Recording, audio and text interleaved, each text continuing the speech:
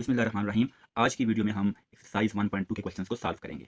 तो क्वेश्चन 1 में कहा गया है कि right transpose of the following matrices. हमने क्या करना है कि इन पांचों पार्ट्स का हमने फाइंड आउट करना है ट्रांसपोज।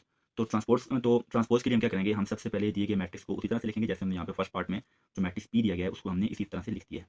और सेकंड स्टेप में हम क्या करेंगे, हम इस मैट्रिक्स को एक दफ़ा से दोबारा बिल्कुल इसी तरह से लिखेंगे। तो यहाँ पे हम लिख लेते हैं P which is equal to 1 2, ये इसकी फर्स्ट रो है। और सेकंड रो में हमारे पास आ जाएंगे एलिमेंट्स 3 1। और सेकंड स्टेप में हम क्या करेंगे, हम इसके दोनों तरफ यहाँ पे अप्लाई कर देंगे छोटा सा टी, यानी कि यहाँ पे हम दोनों तरफ लिख देंगे ट्रांसपोज।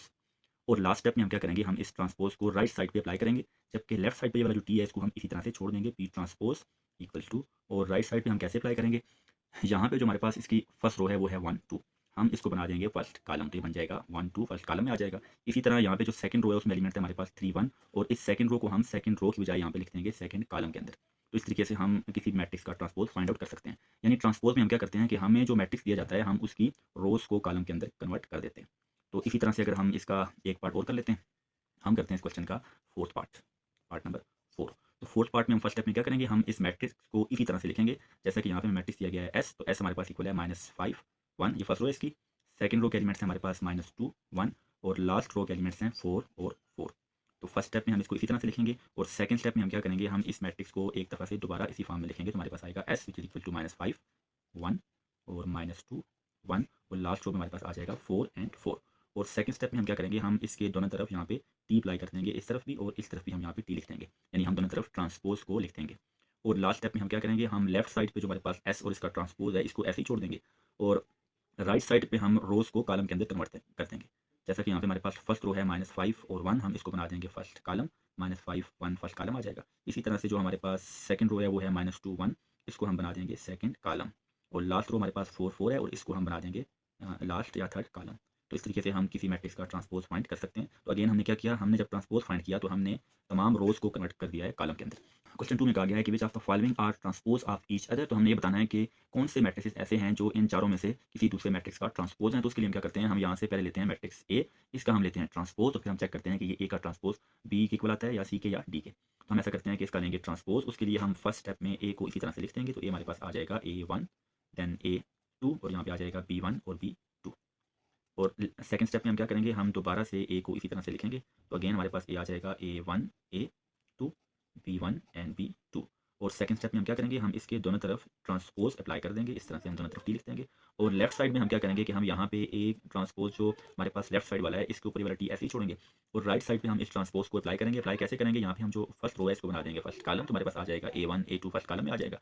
इसी तरह से यहाँ पे हमारे पास सेकंड रो है वो है B1 B2, तो इसको हम यहाँ पे लिख देंगे सेकंड कॉलम के अंदर। तो इस तरीके से हमने ए का ट्रांसपोज फाइंड कर लिया। अब अगर हम देखें तो हमारे पास ए ट्रांसपोज आया है, उसमें फर्स्ट रो है A1 B1 और बी की भी फर्स्ट रो है A1 B1। इसी तरह से ए ट्रांसपोज की जो सेकंड रो है वो है A2 B2, और मैट्रिक्स बी की भी सेकंड रो है A2, और यहाँ पे सॉरी यहाँ पे आ जाएगा B2।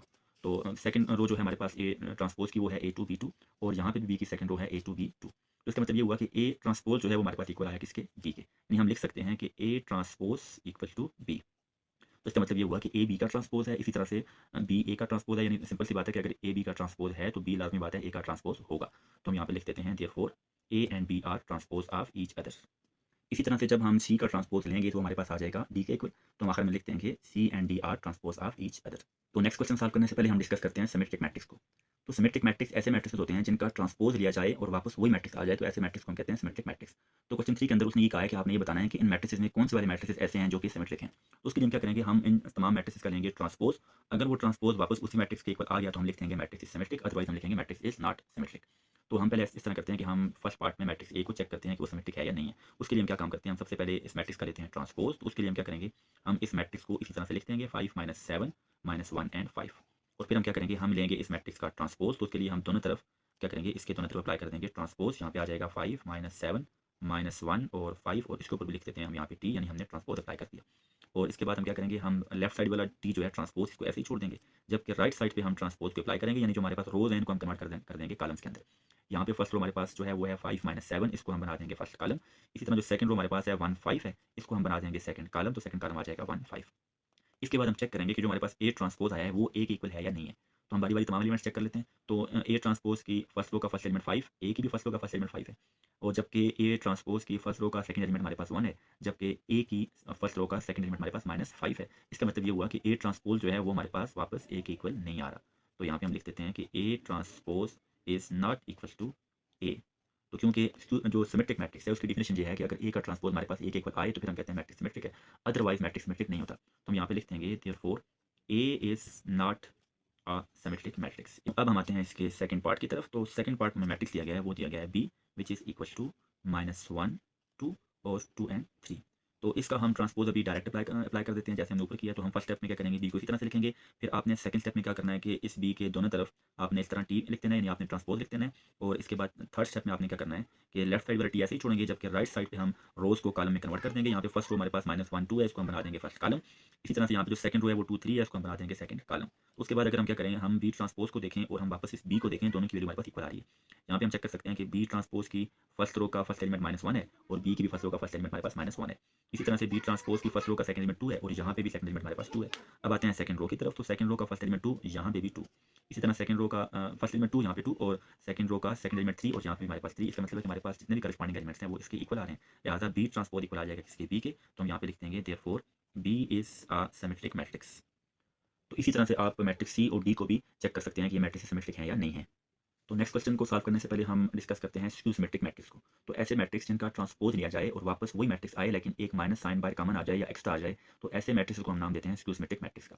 तो क्वेश्चन 4 के अंदर उसने हमें 4 मैट्रिक्स दिए हैं और उसने ये पूछा है कि आपने ये बताना है कि कौन से वाले मैट्रिक्स ऐसे हैं जो कि स्क्यू सिमेट्रिक हैं। तो जब भी कभी हमने किसी मैट्रिक्स को सिमेट्रिक के लिए चेक करना हो या स्क्यू सिमेट्रिक के लिए चेक करना हो, तो हम उसका लेते हैं ट्रांसपोज। जहाँ भी हम इस तरह करते हैं कि फर्स्ट पार्ट के लिए हम जो मैट्रिक्स दिया है ए, इसका ले लेते हैं पहले ट्रांसपोज। तो उसके लिए क्या करेंगे, फर्स्ट स्टेप में हम मैट्रिक्स ए को इसी तरह से लिख देंगे 0 4 और -4 0। और सेकंड स्टेप में हम क्या करेंगे, हम एक दफ़ा दोबारा मैट्रिक्स ए को इसी तरह से लिख देंगे 0 4 -4 0। और सेकंड स्टेप में हम ट्रांसपोज लेने के लिए क्या करते होते हैं, हम दोनों तरफ लिख देते हैं टी यानी कि ट्रांसपोज। और थर्ड स्टेप में हमने क्या करना है कि हमने लेफ्ट साइड वाला ट्रांसपोज ऐसे ही छोड़ देना है और इक्वल के बाद हम ट्रांसपोज को अप्लाई करेंगे, यानी हम इन रोज को कन्वर्ट कर देंगे कॉलम के अंदर।